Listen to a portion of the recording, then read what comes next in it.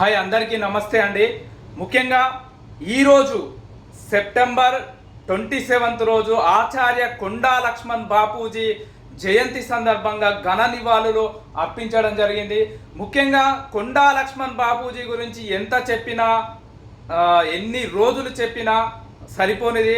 ముఖ్యంగా ఆచార్య కొండా లక్ష్మణ్ బాపూజీ 1969 నుంచి 2012, 21 చనిపోయేంత వరకు సుదీర్ఘకాలం పాటు తెలంగాణ రాష్ట్రం గురించి పరితపించిపోయి తెలంగాణ అస్తిత్వం దెబ్బతిన్న ప్రతిసారి తన పదవులకు చిత్తుకాదం లెక్క చింపేసి తెలంగాణ ఉద్యమం గళాన్ని ఢిల్లీలో వినిపించడం జరిగింది. ఆచార్య కొండా లక్ష్మణ్ బాపూజీ 1969లో 69 నుంచి 2012 వరకు అనేక పర్యాలు తెలంగాణ రాష్ట్రం సిద్ధించాలని, తెలంగాణ రాష్ట్ర ప్రజలకు మేలు చేకూరుతుందని, తెలంగాణ రాష్ట్రం ఏర్పడితే తెలంగాణ రాష్ట్ర ప్రజలకు అనేక మేలు జరుగుతుందనే తెలంగాణ రాష్ట్రం గురించి అనేక ఉద్యమాలు చేయడం జరిగింది. కొండా లక్ష్మణ్ బాపూజీ 3 తరాల ఉద్యమ నేతగా గుర్తింపు పొందడం జరిగింది. 1969 నుంచి ఎమ్మెల్యేగా, ఎంపీగా, మంత్రిగా, డిప్యూటీ స్పీకర్గా అనేక పదవులు చేపట్టడం జరిగింది.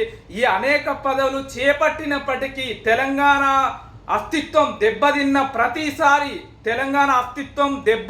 ప్రతిసారి తన పదవులకు రాజీనామా చేసి చిత్తుకాయం లెక్క చింపేసి తెలంగాణ రాష్ట్రం గురించి శ్వాసగా భావించి ముందుకు సాగడం జరిగింది చెప్పుకోవచ్చు.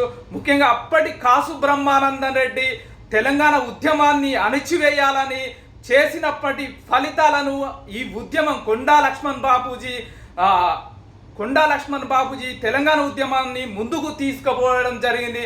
అప్పుడు కాసు బ్రహ్మానంద రెడ్డి ఏంది, మర్రి చెన్నారెడ్డి ఏంది, వెంగళరావు ఇట్లా అనేక ముఖ్యమంత్రి తెలంగాణ ఉద్యమాన్ని ముందుకు సాగకుండా అణిచివేసినప్పటికీ కొండా లక్ష్మణ్ బాపూజీ వాళ్ళందరినీ పార్టీ పరంగా అందరినీ లెక్క చేయకుండా తెలంగాణ రాష్ట్రం గురించే పరితపించిపోయి అనేక ఉద్యమాలు చేసి నిజమైన తెలంగాణ వ్యక్తిగా గుర్తింపు పొందడం జరిగింది.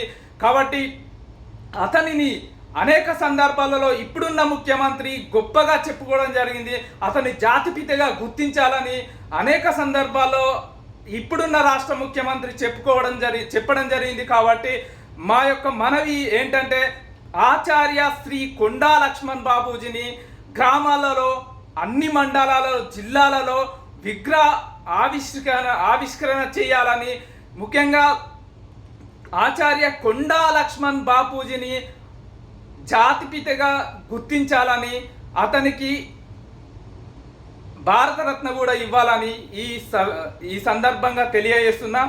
ముఖ్యంగా మన ఛానల్ను సబ్స్క్రైబ్ చేయని వాళ్ళు సబ్స్క్రైబ్ చేయండి, లైక్ చేయండి, షేర్ చేయండి.